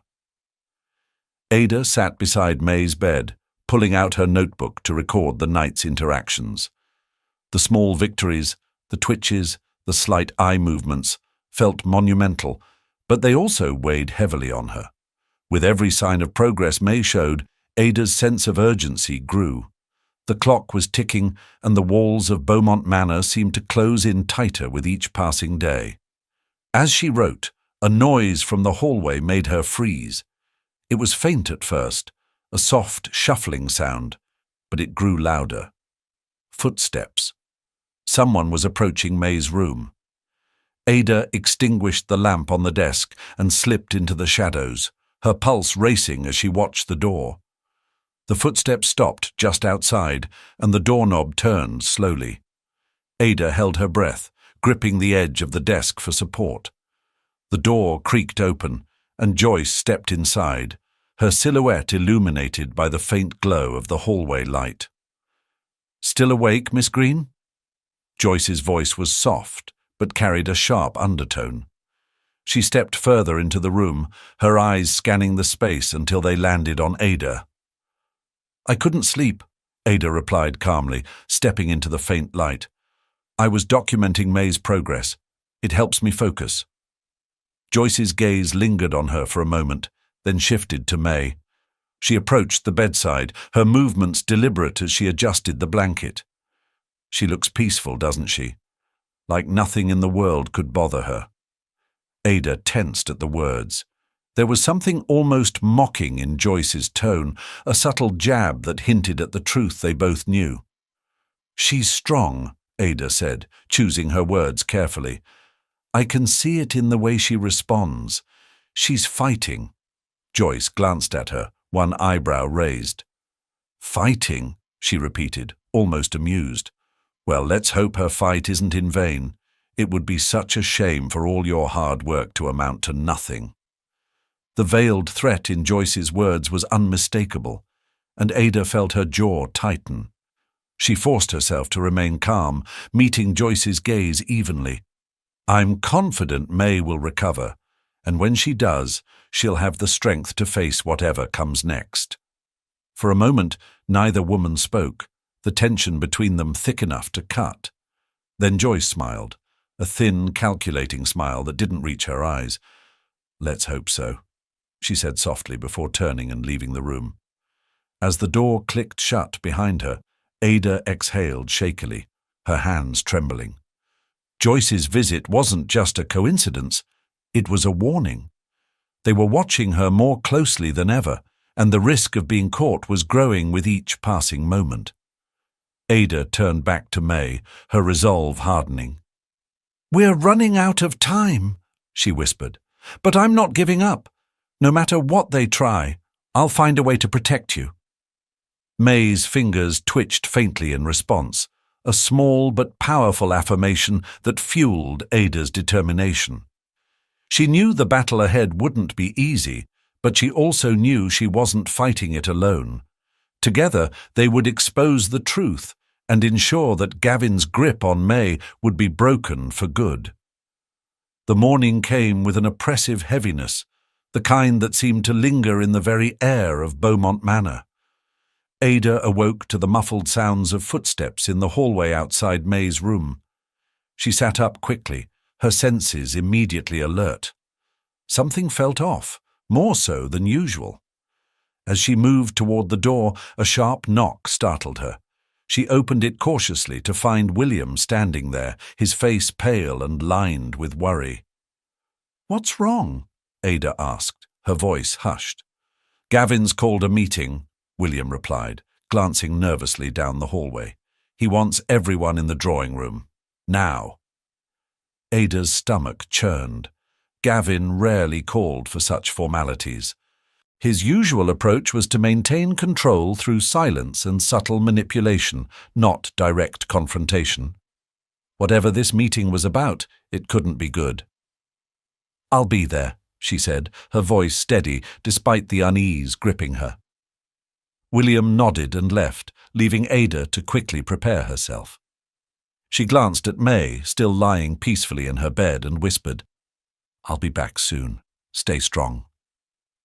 The drawing room was as imposing as ever when Ada entered, the ornate furnishings and heavy drapes adding to the sense of suffocation she felt. Gavin stood near the fireplace, his posture rigid, while Joyce hovered by the doorway, her expression as unreadable as always. William was already seated, his hands clenched tightly in his lap. "Thank you for joining us," Gavin said smoothly as Ada stepped inside. His tone was polite, but there was an edge to it that set her nerves on edge. "I thought it was time we had a conversation about the recent changes in the household." Ada took a seat, her heart pounding. "Changes?" she asked carefully. "Yes," Gavin replied, his gaze sharp as it settled on her. "I've noticed that certain routines have shifted. Medications being administered at slightly different times, notes being taken that weren't previously part of May's care regimen." Ada's pulse quickened. He knew, or at least he suspected. "I've been documenting May's progress," she said, keeping her voice calm. "As her nurse, it's my responsibility to monitor her condition closely and adjust as needed." "And has she shown progress?" Gavin asked, his tone almost mocking. Ada hesitated. She could feel the weight of Joyce's stare from across the room, the tension in William's posture beside her. "It's too early to say definitively," she replied, choosing her words carefully. "But I believe there are signs of improvement." Gavin's lips curled into a thin smile. "How optimistic of you, Miss Green. I'm sure your efforts are appreciated. However, I would caution against raising false hopes. May's condition is delicate, and any unnecessary interference could do more harm than good." The warning in his words was clear, and Ada felt a surge of defiance rise within her. She met his gaze evenly, refusing to back down. "I assure you, Mr. Beaumont, every decision I make is in May's best interest." "Let's hope so," Gavin said, his smile fading. He straightened, his tone turning colder. "Because I won't tolerate negligence or insubordination in this house." The meeting ended abruptly after that, Gavin dismissing them with a wave of his hand. As Ada rose to leave, she caught William's eye and saw the fear etched into his face. He lingered for a moment, as though wanting to say something, but then thought better of it and followed Gavin out of the room. Ada returned to May's room, her thoughts racing. Gavin's pointed remarks had been more than just a warning, they were a declaration of intent. He was watching her closely now, and any misstep could bring his wrath down on her and May both.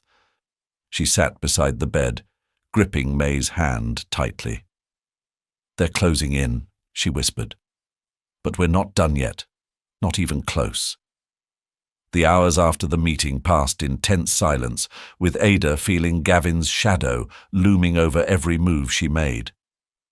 She stayed close to May's side, determined to shield her from whatever Gavin might try next. The memory of his cold words in the drawing room played over in her mind, a warning that danger was no longer distant. It was here. As dusk began to settle, Ada heard a faint knock at the door. She opened it cautiously, relieved to see William standing there again. This time, his expression was darker, his shoulders tense with urgency. "We need to talk," he said quietly, stepping inside. He glanced around the room before closing the door behind him. Gavin's growing suspicious. He's tightening his grip on everything. "I noticed," Ada replied, her voice tinged with frustration. "He practically accused me of interfering with May's care." William nodded grimly. "He doesn't just suspect you, Ada. He's already started taking precautions. I overheard him talking to Joyce earlier. He's considering moving May to a private facility." The words hit Ada like a blow. "What?" she whispered, her voice sharp with disbelief. "Why would he do that?" "To isolate her," William said. "If she's removed from this house, he'll have complete control. No witnesses, no interference. He can keep her in that state for as long as he wants without anyone asking questions." Ada's stomach churned as the implications sank in. "We can't let that happen," she said, her voice resolute. "If he takes her away, we'll lose any chance of proving what he's done." "I know," William said, his tone equally firm. "But we need a plan, something concrete to stop him before he can act." Ada paced the room, her mind racing. "The documents you found, the financial records, the transfers to offshore accounts. If we expose those, it could force him into a corner." William hesitated. "That might work, but we need to do it carefully. If Gavin suspects we're going public with this, he'll destroy the evidence and come after us." Ada nodded, her resolve hardening. "Then we gather everything we have and find someone outside the house we can trust, someone with the power to take him down." "There's a lawyer in town," William said, his voice steady but cautious. "An old friend of May's family. He's been out of touch since the accident, but if anyone could help, it's him. I'll contact him discreetly." "Good," Ada said, relief washing over her. "In the meantime, I'll keep working with May. If we can document her awareness, something undeniable, it'll strengthen our case." William's expression softened slightly as he looked at May. "She's lucky to have you, Ada. You've done more for her in a few weeks than anyone else has in months." Ada met his gaze, her determination unwavering. She deserves the truth, and I won't stop until she gets it." As William left to make his call, Ada turned back to May. She knelt by the bedside, taking May's hand in hers. "You're not going anywhere," she whispered. "Not until we make this right." That night, Ada stayed by May's side, her notebook open and pen in hand. She recorded every response May gave, no matter how small, knowing each one was a step closer to the truth. The hours passed slowly, the weight of the house pressing down on her, but she refused to let fear take hold. When the first light of dawn crept through the curtains, Ada sat back, exhaustion pulling at her limbs. May's hand twitched faintly, and for a moment Ada thought she saw the slightest flicker of movement in her eyelids. It was enough to rekindle her hope. "We're going to stop him," Ada said softly, "no matter what it takes." In the quiet of the morning, as the house began to stir, Ada knew the battle was far from over. But with May's silent strength and William's growing determination, she felt a glimmer of hope that they could still turn the tide and bring Gavin's plans crashing down. Ada sat at the small desk in May's room, reviewing her notes by the dim glow of the bedside lamp. Her mind raced with thoughts of the upcoming plan, how fragile it was, how easily it could fall apart if Gavin grew even slightly more suspicious. The documents William had uncovered were damning, but they still needed a definitive piece to tie everything together, undeniable proof that May was conscious and aware. She glanced at May, who lay still under the soft glow of the monitors. "You're the key to all of this," Ada murmured softly. "If we can show them you're still here, they'll have no choice but to listen." The faint sound of footsteps in the hallway pulled her from her thoughts. Ada tensed, her heart racing as she listened. The steps stopped outside May's door, and the doorknob turned. She braced herself, but it was only William. He slipped inside quickly, closing the door behind him. "I've spoken to the lawyer," William said in a hushed tone, his face pale but determined. "He's willing to help, but he needs everything we have. The financial records, the medical notes, proof of May's awareness. He said the more airtight our case, the harder it will be for Gavin to refute." Ada nodded, her mind already cataloguing what they had and what they still needed. "May's awareness is the linchpin," she said. "If we can capture something concrete, like her responding to specific commands, it'll be undeniable." William's brow furrowed, and he glanced at May. "Do you think she's strong enough for that? To respond consistently?"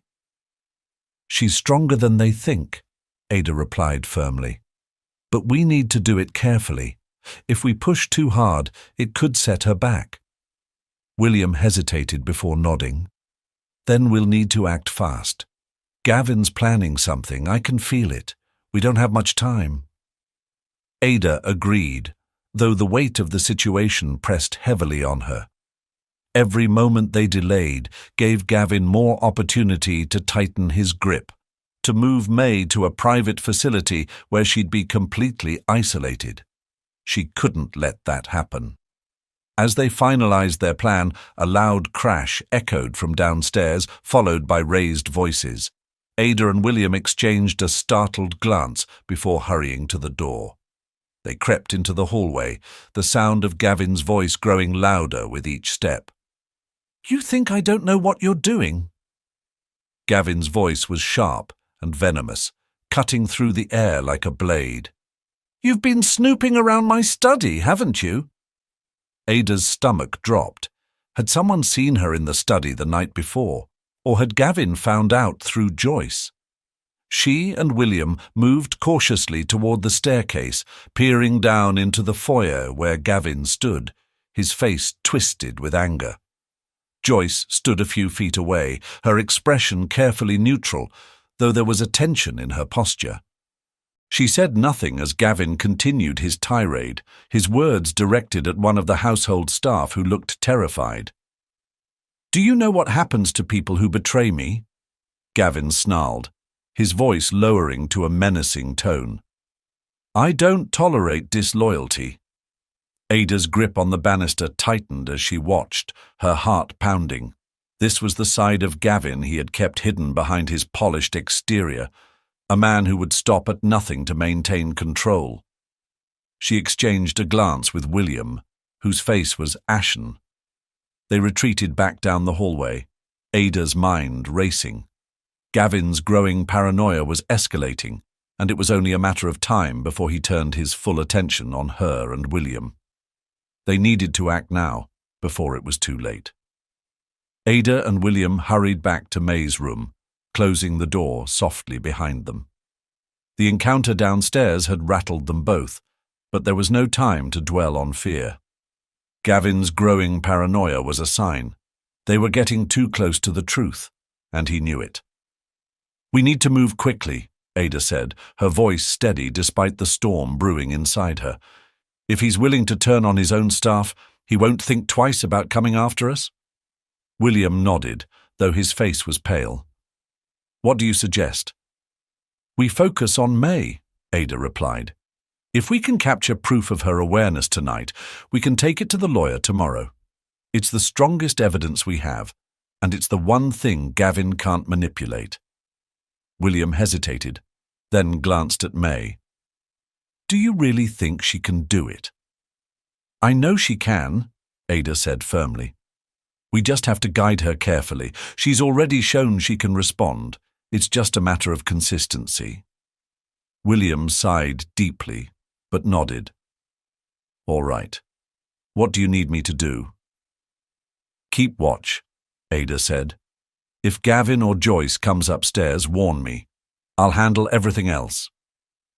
As William took his post by the door, Ada turned her full attention to May. She knelt by the bedside, her notebook and flashlight ready. "May," she whispered, her voice calm but resolute, "I need your help. This is important. More important than anything we've done so far. Can you try to respond for me?" She waited, holding her breath. For a moment, there was nothing, and Ada felt the first flicker of doubt creep in. Then, slowly, May's fingers twitched against the sheet. It was faint but deliberate, and Ada felt a surge of hope. "Good," Ada said softly, her voice filled with encouragement. "I'm going to ask you a few questions. If the answer is yes, I want you to move your fingers twice. Can you do that?" Another pause, then 2 faint twitches. Ada's heart raced as she quickly jotted the response in her notebook. This was it, the breakthrough they needed. "Are you in pain, May?" Ada asked gently. 1 twitch. Number, "Do you feel safe right now?" This time, there was no movement. Ada frowned, her stomach tightening. May's lack of response spoke volumes. It wasn't a refusal. It was fear. Ada reached out, taking May's hand in hers. "It's okay," she whispered. "You're safe with me. No one's going to hurt you." Another faint twitch, as if May were trying to reassure her. Ada smiled, a flicker of hope cutting through the tension. She continued asking questions, documenting each response meticulously. Every twitch, every pause, painted a clearer picture of May's awareness, a picture that could shatter Gavin's lies. From his post by the door, William whispered urgently, "Someone's coming." Ada's blood ran cold. She quickly dimmed the flashlight and tucked her notebook into her bag, moving to stand by May's bed as the footsteps grew louder. The door opened, and Joyce stepped inside, her expression unreadable. "Burning the midnight oil, Miss Green?" Joyce asked, her tone neutral but her eyes sharp as they scanned the room. "I was checking on May," Ada replied calmly, refusing to let Joyce see her fear. "Her condition requires constant attention." Joyce's gaze lingered on her for a moment before shifting to May. "She's lucky to have you," she said, though her words carried a strange undertone, something between genuine praise and veiled menace. "But don't work yourself too hard. You'll burn out." Ada forced a polite smile. "Thank you for the advice. I'll keep that in mind." Joyce stayed a moment longer, then nodded and left, closing the door behind her. Ada exhaled slowly, her hands trembling slightly as she turned back to William. "They're on to us," William said grimly. "We have to finish this soon." Ada nodded, her resolve hardening. "We're close, William. We just have to hold on a little longer." She looked at May, her determination unwavering. "We're going to save you," she whispered, "no matter what it takes." The tension in the air was suffocating as Ada and William sat together in May's room, finalizing their plan. The evidence they had gathered was enough to expose Gavin, but the timing had to be perfect. Every step carried immense risk, and one misstep could unravel everything they'd worked for. "We'll need to contact the lawyer first thing in the morning," William said, his voice low but urgent. "He's already preparing to file an injunction to block Gavin from moving May to a private facility. Once we deliver the evidence, he'll act quickly." Ada nodded, her expression focused. "We need to document May's responses again tonight, something undeniable. Once we have that, we can leave as soon as it's safe." William hesitated, glancing toward the door. "Do you think we'll make it out without him noticing?" "We don't have a choice," Ada replied firmly. "Gavin is running out of time, and he knows it. If we wait any longer, he'll act." As William took his post by the door, Ada turned her attention to May. The room was dimly lit, the faint glow of the monitors casting soft shadows across the walls. Ada knelt by May's bedside, taking her hand gently. "May," she whispered, her voice steady but filled with urgency. "We're almost there. I need you to help me one more time. Can you do that?"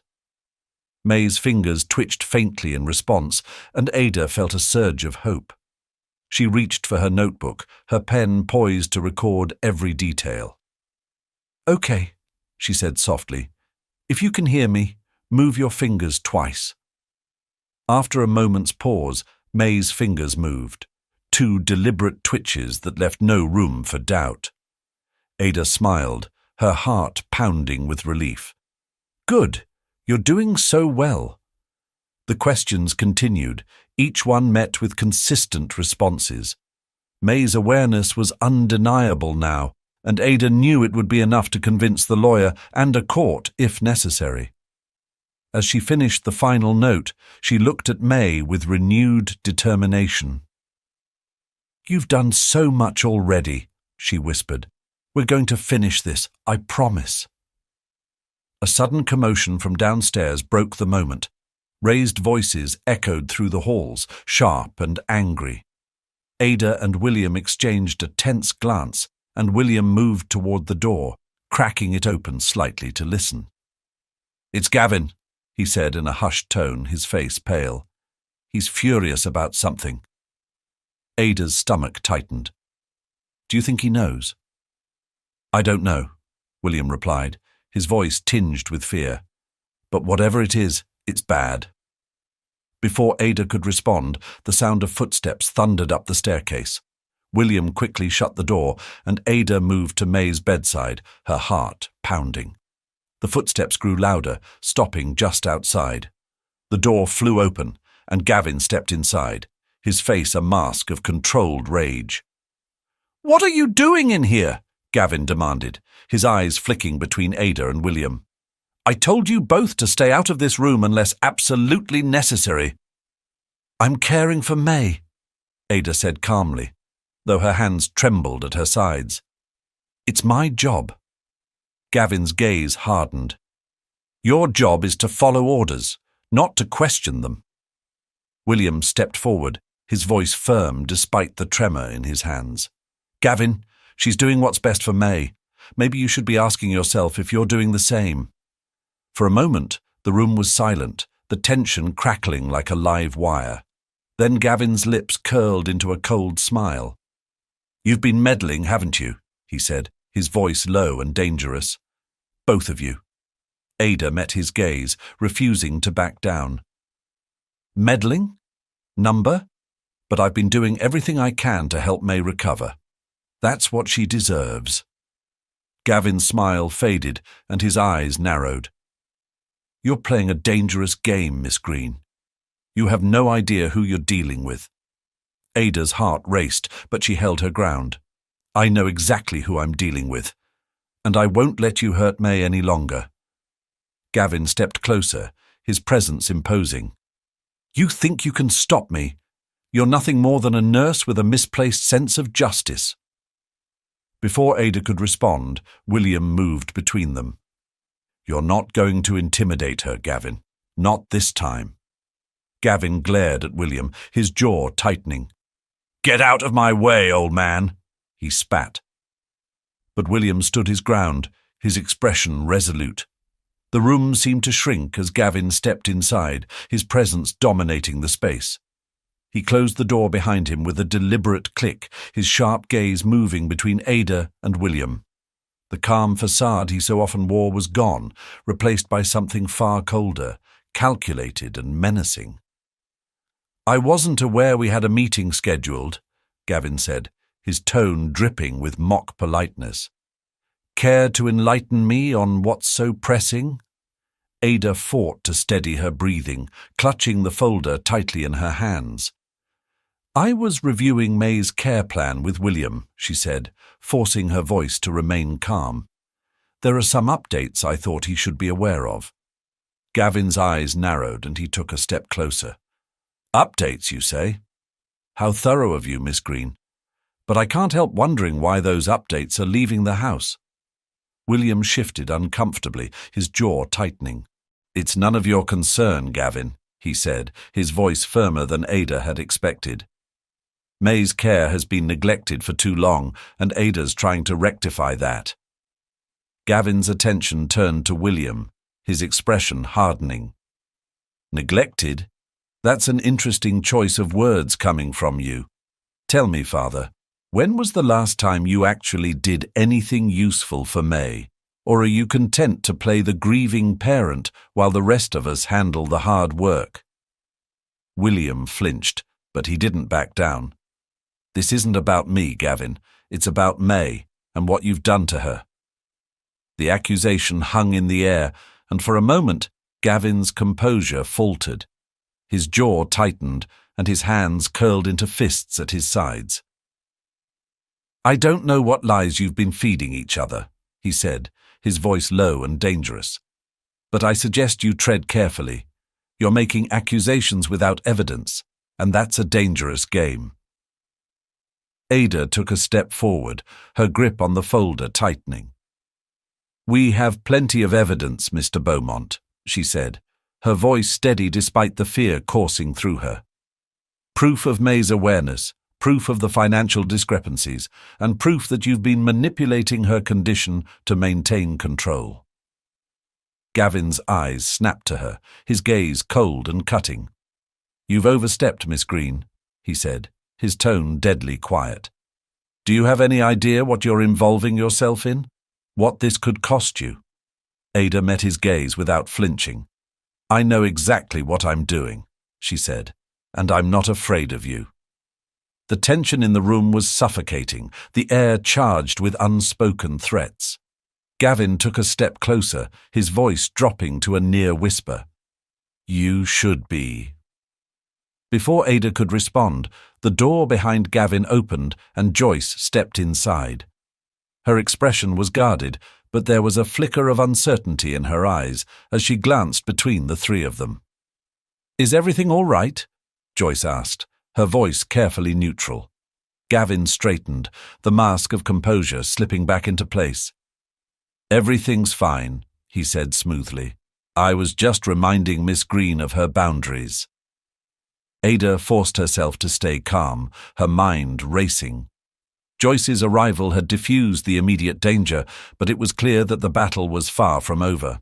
Gavin's threats had made one thing abundantly clear. He wasn't going to let May go without a fight. "We're done here," Gavin said, his tone curt as he turned toward the door. "I trust you'll both remember where your loyalties lie." As he and Joyce left the room, Ada and William exchanged a tense glance. The confrontation had shaken them both, but it had also solidified their resolve. There was no turning back now. They had to act, and they had to act fast. Ada turned to William, her voice firm. "We leave tonight." William nodded, his expression grim. "Let's make sure we have everything we need. If we fail—" "We won't," Ada said, cutting him off. "We can't." They gathered the documents and double-checked their plan, knowing that the next step would determine everything. The fight wasn't over, but they were ready to face whatever came next. For May's sake, they had to be. The tension in the car was palpable as Ada and William drove away from Beaumont Manor under the cover of darkness. The documents containing Gavin's incriminating actions were safely stored in a locked briefcase at William's feet. Every bump in the road, every shadow cast by the moonlight, felt like a potential threat. They both knew the risks. If Gavin realized they were gone before they reached the lawyer's office, he wouldn't hesitate to stop them. "I keep thinking he's going to appear out of nowhere," William muttered, his hands gripping the armrest tightly. "He won't," Ada said, though her voice carried a trace of doubt. "We've planned this. All we have to do is stick to the plan." But even as she said the words, her mind raced with worst-case scenarios. Gavin's resources, his cunning, his ability to manipulate those around him, they were formidable. If they didn't succeed tonight, there might not be another chance. The city lights finally came into view, a welcome reprieve from the oppressive darkness of the countryside. They navigated the quiet streets, the looming weight of their mission pressing down on them with every passing moment. William directed Ada to a modest brick building on a corner lot, its exterior unassuming but radiating a sense of permanence. The office of Arthur Morrow, the family lawyer, was their destination and their last hope. Inside, Arthur was waiting, his silver-rimmed glasses perched on the edge of his nose as he reviewed some papers. He looked up when they entered, his sharp eyes narrowing as he took in their anxious expressions. "William," Arthur said, rising to greet them, "you look like you've seen a ghost. What's going on?" "It's May," William began, his voice trembling slightly. "And Gavin. There's something you need to see." Ada stepped forward, placing the briefcase on the desk. "Mr. Morrow, this folder contains financial records, altered medical reports, and evidence of deliberate attempts to suppress May's recovery. Gavin has been orchestrating all of it." Arthur's expression grew grave as he opened the briefcase and began reviewing the documents. The room was silent except for the faint rustling of papers. Ada and William watched anxiously, every second feeling like an eternity. When Arthur finally looked up, his face was a mask of controlled anger. "This is damning," he said. "If half of what's in here is true, Gavin could be looking at charges ranging from fraud to medical negligence, and that's just the beginning." "We need to act quickly," Ada said. "Gavin's planning to move May to a private facility. If he succeeds, we might never see her again." Arthur nodded, already reaching for his phone. "I'll contact the authorities immediately. This has to be handled carefully. Gavin will fight back, and he won't fight fair." As Arthur made the call, Ada felt a flicker of hope. For the first time, it felt like they were gaining ground, that the truth was finally within reach. But she also knew the fight was far from over. Gavin wouldn't go down without a fight, and the next few hours would be critical. When Arthur hung up, his expression was resolute. "The police are on their way to the manor. They'll serve a warrant to search the premises and ensure May's safety. I'll go with them to oversee everything." "I'm coming too," Ada said immediately. "May needs someone she can trust." Arthur hesitated but nodded. "All right. Let's move quickly." As they left the office, Ada glanced at William, who looked both relieved and terrified. "We're doing the right thing," she said softly. "For May." William nodded, his voice steady for the first time that night. "For May." The convoy of cars pulled up to Beaumont Manor just as the first hints of dawn streaked the sky. The once imposing estate now loomed like a fortress about to be breached.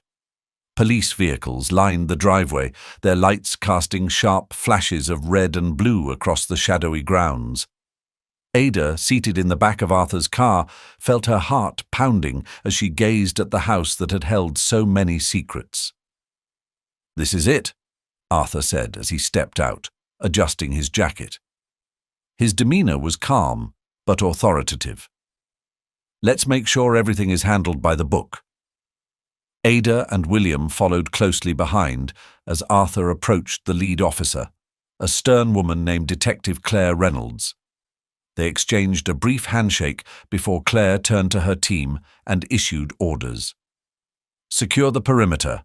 No one leaves or enters without my approval." The officers moved quickly, their boots crunching on the gravel as they fanned out. Ada stood beside William, her pulse racing as she watched the house, half expecting Gavin to appear at any moment. "He'll try to talk his way out of this," William murmured. "He always does." "Not this time," Ada replied, her voice steady. "We have the truth on our side." The front door of the manor opened and Gavin stepped out, his expression a mask of cool indifference. He was dressed impeccably, as if preparing for a business meeting rather than facing a police investigation. Behind him, Joyce hovered in the doorway, her face pale but composed. "To what do I owe the pleasure, Detective?" Gavin called out, his tone dripping with mock civility. "Mr. Beaumont, we have a warrant to search the premises and review all relevant documentation pertaining to May Beaumont's care," Claire said firmly, holding up the document. Gavin's jaw tightened imperceptibly, but he maintained his composure. "Surely there's been some misunderstanding. My wife's care is entirely above board." Arthur stepped forward, his expression unyielding. "We have substantial evidence to the contrary, Gavin. I suggest you cooperate fully." Gavin's gaze flicked to Arthur, then to Ada and William, standing resolutely beside him. For a moment his polished facade cracked, revealing a flash of fury. "You've made a grave mistake," he said, his voice low and dangerous. "Not as grave as yours," William shot back, his voice steady. "This ends now, Gavin." The tension was electric as the officers moved past Gavin into the house, spreading out to begin their search. Gavin stood frozen for a moment, then turned to Joyce. "Don't just stand there," he snapped. "Do something." But Joyce didn't move. Her eyes met Ada's briefly, a flicker of something unreadable crossing her face before she stepped aside and allowed the officers to pass. Inside, the search unfolded quickly. Documents were seized, medications catalogued, and security footage reviewed. Ada stayed close to May's room, determined to be there when they examined her condition. When she entered the room with Detective Reynolds, May lay as still as ever, the faint beeping of monitors the only sound. "She's been showing signs of awareness," Ada explained, handing over her detailed notes. "These documents outline her progress over the past week. The medications she's been given were deliberately suppressing her recovery." Detective Reynolds reviewed the notes carefully, her expression growing graver with each passing moment. "We'll have our own medical team review this," she said, her tone serious. "But this is compelling." As the morning wore on, the pieces began to fall into place. The police uncovered financial records matching those Ada and William had provided, as well as altered medical logs that confirmed Ada's claims. It was undeniable. Gavin had orchestrated a campaign to keep May incapacitated for his own gain. When Gavin was finally placed under arrest, his mask of composure shattered. "This isn't over," he spat as the officers led him away. "You think you've won, but you haven't." Ada watched him go, her chest tight with a mix of relief and lingering fear. "He's wrong," she said quietly. "It is over." Later that day, as the house emptied of police and the dust began to settle, Ada returned to May's room. William stood by the bedside, his hand resting gently on his daughter's. May looked peaceful, her breathing steady, as if the storm of the past few weeks hadn't touched her at all. "She's free now," William said softly, his voice thick with emotion. "Thanks to you." Ada shook her head. "Thanks to May. She never gave up." May's fingers twitched faintly, as if in agreement. Ada smiled, a deep sense of satisfaction washing over her. The battle had been hard fought, but the truth had prevailed. Gavin's hold over the Beaumont family was broken, and May's path to recovery was finally clear. As Ada stepped outside into the fresh morning air, she felt a weight lift from her shoulders. The future was uncertain, but for the first time it felt like a future worth fighting for.